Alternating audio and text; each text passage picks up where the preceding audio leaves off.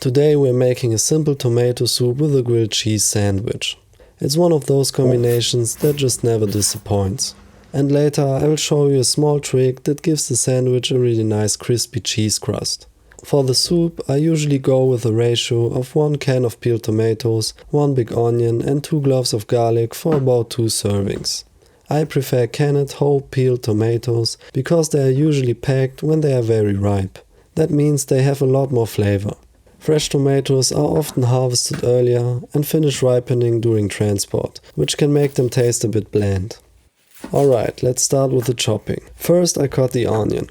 It doesn't really matter how fine you cut it, because everything will be blended anyway. But I still cut it fairly small because it cooks faster. And it's also a nice little knife practice for me. But bigger pieces will work perfectly fine too. And the onion actually has another important job here. Since we blend it later, it helps thicken the soup quite a bit. That way you get a nice texture without having to reduce the soup forever. Next comes the garlic. I just peel it, because the blender will vaporize it later. To make that easier, I cut off the end and press it once with the flat side of the knife. That breaks the tension of the skin, so it comes off much easier. This might look like a lot of garlic right now, but once it cooks it becomes much milder. But of course you can always use less if you want. Now I add a big chunk of butter to a large pot. It looks like a lot, but this soup easily makes 8 to 10 servings, so it's really not that crazy. Then the onions and garlic go into the pot together with 4 teaspoons of salt. You can of course add more spices if you want, but I personally like to keep it simple so the tomato flavor stays in the foreground. But feel free to add whatever you like. Once the butter melts, I add a cup of water. This keeps the onions from browning, which I don't want here, and it also helps them cook faster. You could do this without water, but then you'd have to cook everything slowly and stir quite a lot. So I bring it to a boil and then let it simmer for about 15 minutes with the lid on. Once the onions are nice and soft, I blend everything until smooth with a hand blender. Then the canned tomatoes go in. There's always some tomato left in the cans, so I add a bit of water to one of them and shake it around.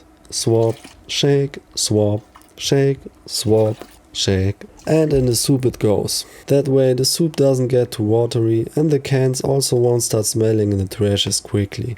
Originally my plan was just to crush the tomatoes to get a more rustic texture, but that turned out to be kind of annoying and I wasn't really happy with the result. So I just blended everything again until it was nice and smooth. And that's basically the soup.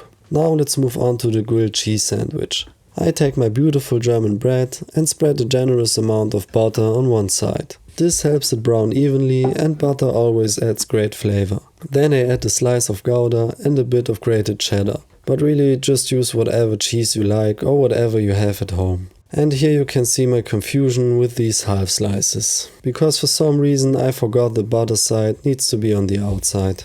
I'm using a non-stick pan for this. You can probably do it in stainless steel as well, but that's a rabbit hole I haven't gone down yet, so I'm keeping it simple. While the sandwich is frying, I grab some fresh basil. When harvesting basil, I try not to just pull off the leaves. Instead, I look for a branching point and cut the stem just above it. That way the plant grows back with 2 new stems.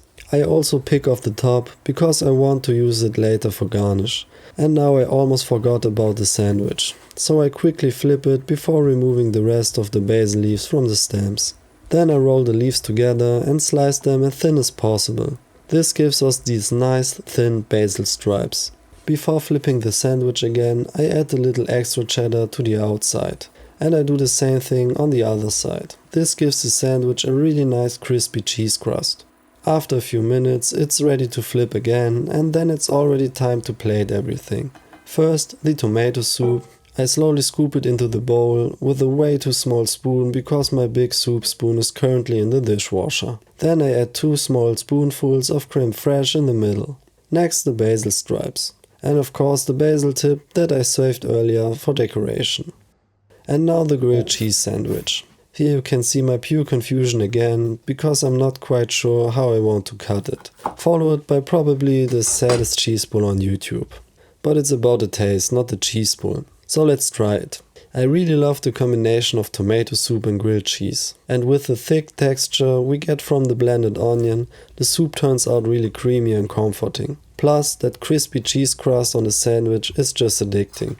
And before I forget, if you're wondering why there was a huge cheese pull in the thumbnail, but only the sad one here, I may have cheated a little and melted some extra cheese inside after cutting it. Anyway, give the soup a try and let me know what you think.